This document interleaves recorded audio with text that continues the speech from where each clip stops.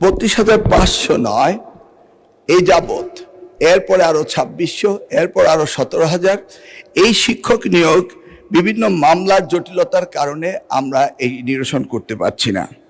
আজকে 4 মাস হতে চলল এই মন্ত্রণালয়ের দায়িত্ব পেয়েছি। প্রথম সপ্তাহ থেকেই এই আদালত পাড়ায় এই মামলার জটিলতা নিরসনের জন্য চেষ্টা করেছি, কিন্তু জানি না এখন পর্যন্ত অ্যাপিলেট ডিভিশন থেকে কোনো কজ লিস্টে এগুলি আসছে না, এবং সারা বাংলাদেশে এই শিক্ষকের অভাব সকলেই বলছে। এটি একটি নয়, এরপরে এনটিআরসিতে প্রতিষ্ঠান প্রধান নিয়োগ, কলেজের প্রতিষ্ঠান প্রধান নিয়োগ, সেটিও মামলার জটিলতায় ঝুলে আছে। সেখানেই শেষ নয়, প্রত্যেকটি প্রাথমিক স্কুলে আমাদের দপ্তরি কাম নাইট গার্ড, সেগুলিও মামলার কারণে ঝুলে আছে। আমাদের মামলার যদি পরিসংখ্যান দেখি তাহলে হাজার হাজার মামলা আমরা দেখতে পাচ্ছি।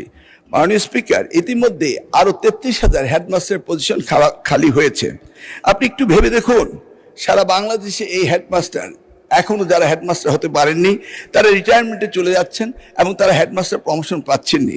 আমি মাননীয় সংসদ সদস্য এবং সকলে অবগতির জন্য বলছি, আপ্রাণ চেষ্টা করার পরও মামলা জটিলতার কারণে এইগুলি নিরসন হচ্ছে না। ইতিমধ্যেই আবার প্রাথমিক স্কুলের প্রশাসনিক বদলির কথা বলা হয়েছে। আমি মাননীয় সংসদ সদস্য জ্ঞাতসারে বলতে চাই, এগুলি উপজেলা এবং জেলা এবং বিভাগ পর্যায়ে পাঠিয়ে